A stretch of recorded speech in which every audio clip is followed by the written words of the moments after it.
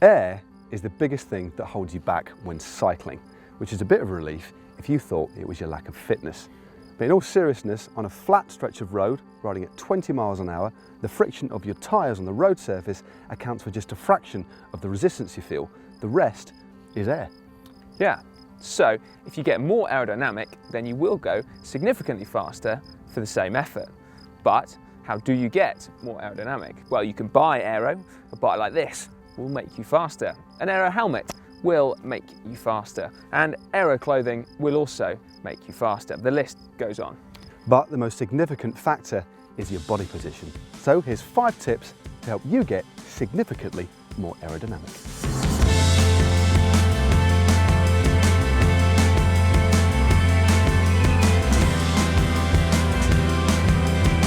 The main way of becoming more aerodynamic is to lower your torso. Now, that obviously depends on how upright you are in the first place, but the principal difference between being in a relaxed position on the tops and in an aggressive position on the drops is simply by lowering your torso.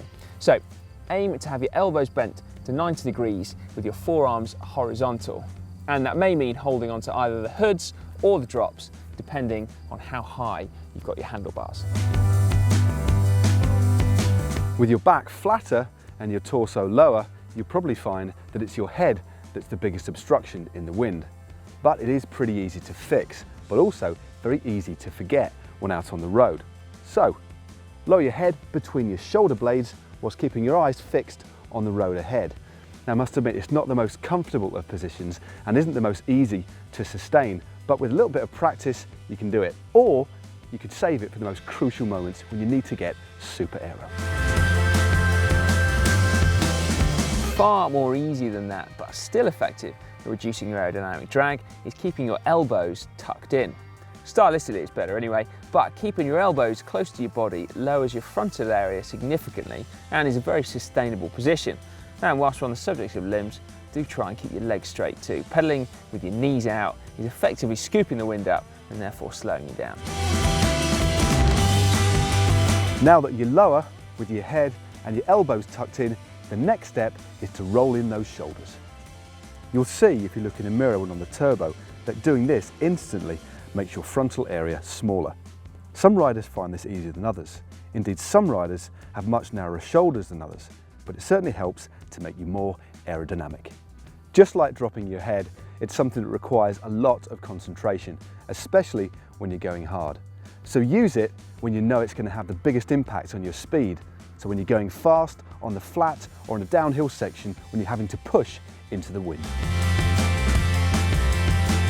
When trying to adopt any or all of these tips, then do remember that there is a compromise to be made between improving your aerodynamics and sustaining your power output. So don't try to adopt such an extreme position that your muscles won't be able to work efficiently and your power is going to drop. Yeah, there is a trade-off, and sacrificing a small amount of power can still lead to speed improvements. But remember, most people, when riding on a time trial rig, can't actually deliver the same sort of power. However, going to extremes can do more harm than good.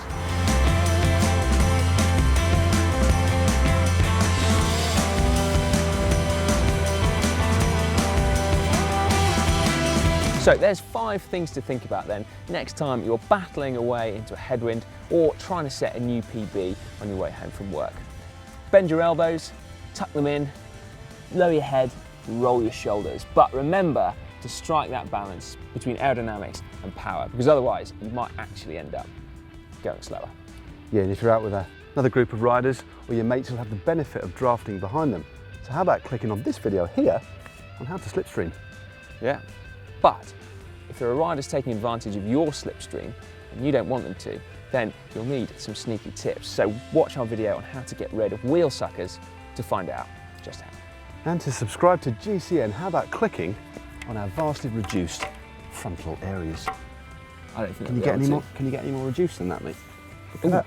Look at the Garmin Atches. I like that. You like that? It's pretty reduced. No, you can't click on that. Back's hurting now, mate. Can we just ease off now?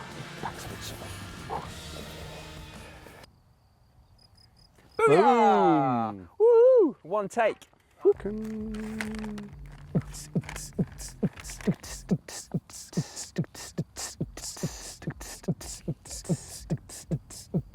Bloody hell, that was amazing.